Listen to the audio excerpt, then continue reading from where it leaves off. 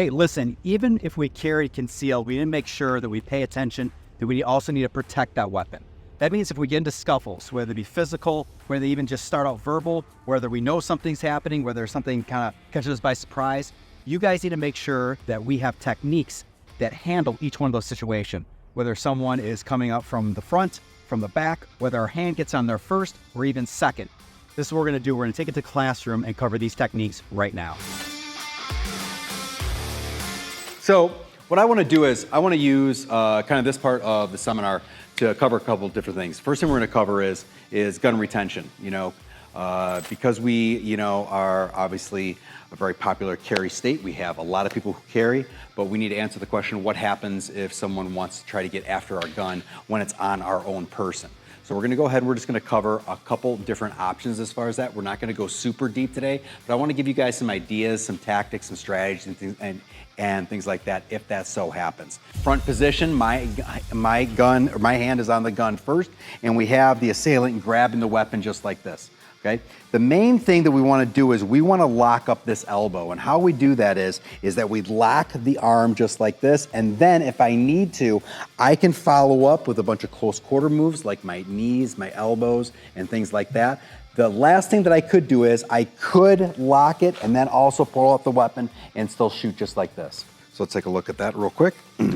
So in this position, person is in the front, my hand is on top just like such, and then his hand is grabbing mine. I take my arm right here, I lock just like this, and then I can fire here.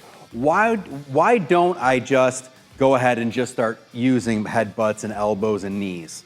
Why do I want to make sure that I lock up that arm?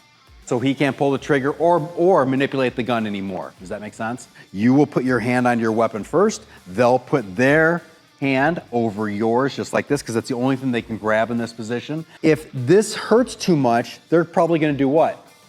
Release, right? Okay, and that's what we want them to do ultimately.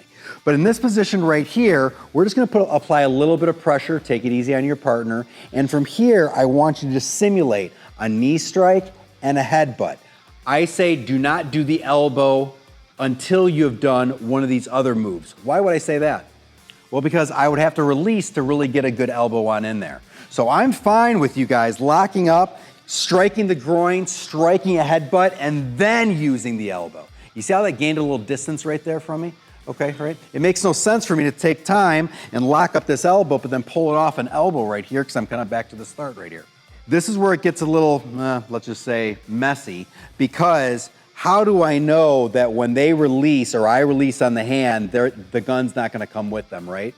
So my advice to you guys is I overkill on the ballistic strikes, okay? That's the only way that I can do. If they're kind of falling away, I just keep on them, keep on them, keep on them until I can get a better position to make sure that I can pull away with the gun still in the holster. From the rear position, but now their hand is on it first.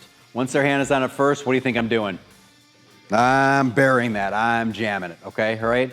Same exact thing comes into play though, but the pressure downward is very, very important, because if I don't have a whole lot of pressure, I'm just gonna release. You guys can see my hand's on top, but I have no pressure, okay? He can go ahead and pull it out as I turn. The cool thing is that I won't need that much pressure downward in order to manipulate his arm.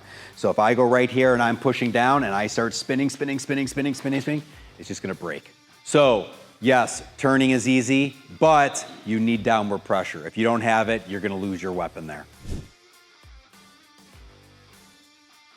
Now you're gonna see that from the rear right here, my hand's gonna be on top, his hand's gonna be on top of mine.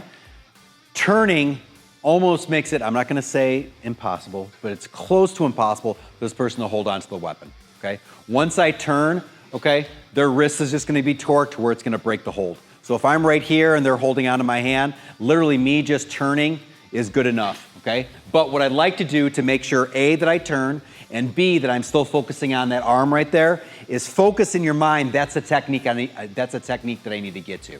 So as I go around, this is what I'm still looking for, okay? I'm gonna do it from this position, or so you can see it right here. So I'm still focusing on going all the way around to get this arm, but this is what will happen 9.8 times out of 10. The person's just gonna let go, all right? They're not gonna be able to hold on. But let's just say they do. Okay, all right? So he holds on, I'll go really slow, okay, all right? Yeah, I'd even go, yeah.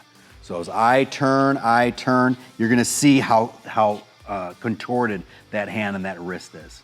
So if I have the mindset that I'm still going for that arm, if there happens to be anything holding on, it is such a weak grip that you coming around on that elbow is gonna break that hold. So when he comes around right here, my mindset is still the elbow, that's what's gonna happen, okay, all right? That's what I'm saying, when you have the rear versions of this, it just, once again, in my mind, it's easier as long as you have this technique in mind. So the person's gonna be behind, turn around, and I'm locking right here just like this.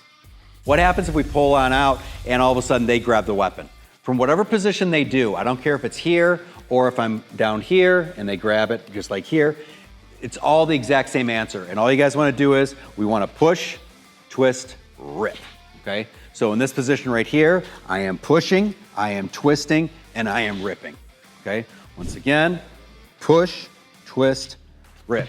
If he has this gun over his head and he's going here, guess what? Push, twist, rip, okay, all right? No matter where it is. Try different positions. Be careful, especially depending on what gun you have. I don't want someone's front sight, like, you know, tearing up their hand too much on it. Just gonna be careful of that. But that's all we're doing. We're pushing, we're twisting, we're ripping, okay? Once we do that, that gun gets pulled right in tight here, just like this. Because the chances are we're gonna be in a close quarter situation, right? Okay, the last thing I wanna do is hold it right here, get this gun back from this guy, and then go right here and have him just grab it again, right? Okay, all right? So as I do that, I'm always stepping back, right?